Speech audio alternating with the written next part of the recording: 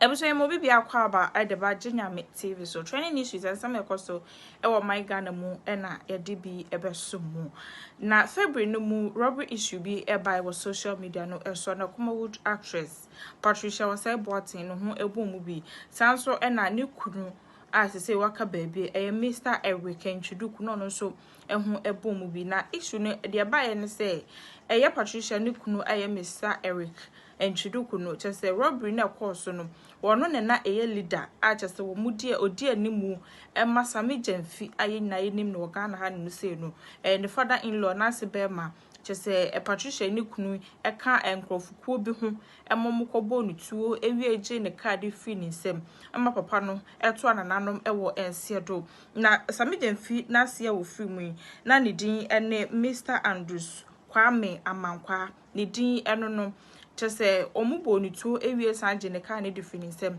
papa no eto nananom ewo ensiedo na bra police fokodu won metututu koso Patricia ni kunu ano no ye leader Mr. Eric Nchuduku no ono so efamu eto nananom ewo ensiedo na nsem ne ba asa no na chese omuhwehwemu omuye na chese Patricia no efa ba bi no oboa ne kunu no omutumi ekobokro no ene omukwohye ne satade no otimu bi neto so no omukọ entibu on momukọ mudu police checkpoint nshada encheke ni ade na chese omafamu na omukọ na eba ne sa no na chese policefoɔ ehwehwɛ no enti ono ankasa Patricia nankasa ede ne ho ede koma Ghana police ane ono ankasa de ne ho koma police na bla okoye no ye detain kakra nya de se man kwan no eba fie na ne dua yi enra menka ne se enra ha na chese court ensan kwa asetena biom ajese Patricia nitili eyeye emma yetumi emma no bail na the bail condition no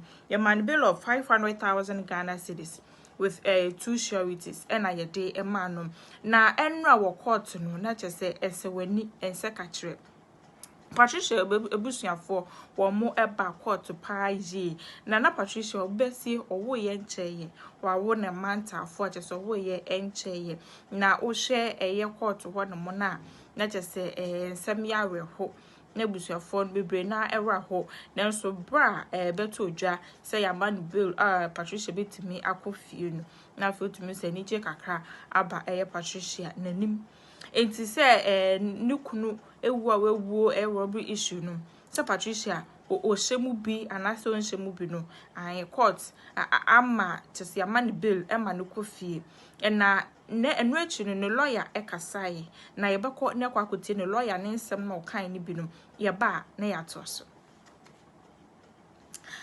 ebusuafo wei ene ensem a lawyer no ekan ye na chese court ho no mo no enu ade ho no mo ehye ankasa ebusuafo no so de omo baye omo betai ne chi ane we be say omo nje ne mu kura omo ba betai ne chi wabra ye man bela chese Patricia ekofi na nkofo bebre na ekasa ewo social media no his person today.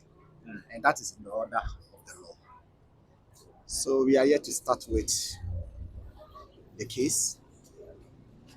And once the case is pending in court, we did not to speak much about the case. So let's allow justice to take its normal course, whether or not the accused will be, or whether or not the accused will be released or not, depends on the outcome at the end of the case. And I believe the accused person is innocent until proven so.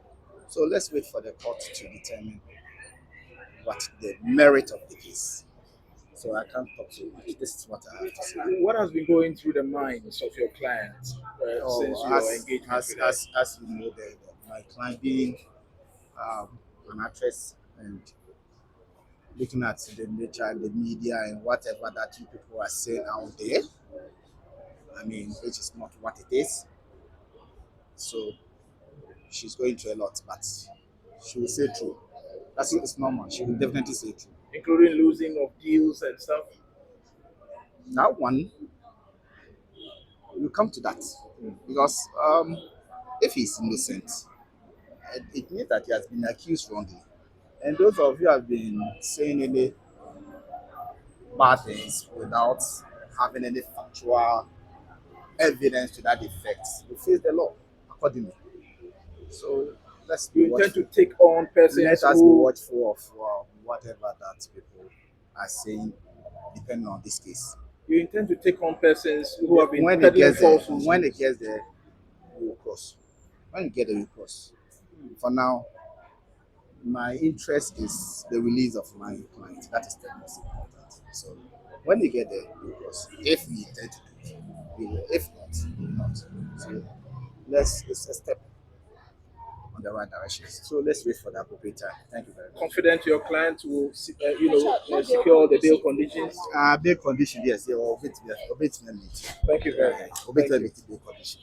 Why? That's really Enyina ebaya we no na enye asempete no ye man do no say enya Madam Patricia Kumawood actress lawyer e wa hase ye na ya granting the bill then course so e wo courtroom hombo ni nyina tofa e fa my lawyer kwa baba J3 TV so yeah. Pasha bibia ye boko Yes, I don't. Pasha wodi ne the same Lawyer Richard Akwa. Lawyer Richard Akwa Pasha una wo ye Kumawood actress Madam Patricia Osei Boateng ni lawyer Yeah. okay Pasha in the court wo then the course so e wo hombo ni tofa fa and then no. Yeah, the other side then better court then. okay Say court no. Ebema Patricia Ebeo. okay Na court no so no.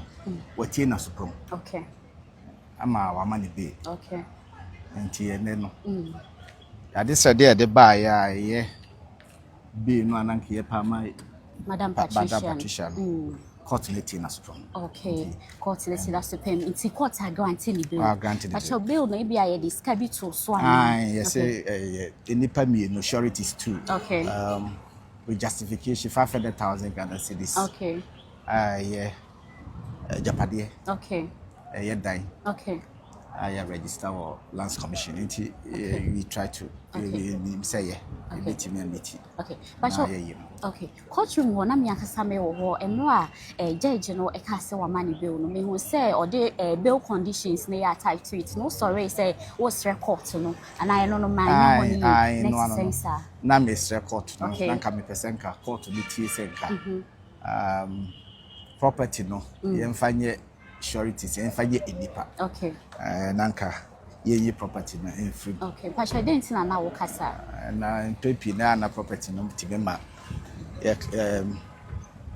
nipa ntimi che wo ho okay nti no say court nso a share property na say you registered on lands commission nti na say ye nya bi ntentem animani ma where wo pen ntem dia said the bear you be in ntem nti no na ka mesre court say ka wo substitute property no no mfanye enipa bi no nyensa nine but court no say when tie dem kind no but I think say e betimi yes etimi meet okay na me pen ntem ama Patricia Coffee na me stress ka proper court no but in any case we are happy me say na wo ka say ye chain no foforo no no wa akra na ba court the back ma say okay yeah ye chain no okay no muntie de anchi no okay na ye hwehwe no okay ano no ade no koma police ye nche no okay police nche no okay ono ana de no koma police okay so na case ni wa akra and yes the case is supposed to be in Kumasi but oko akra no ko report no okay anom de no ba okay Kumasi okay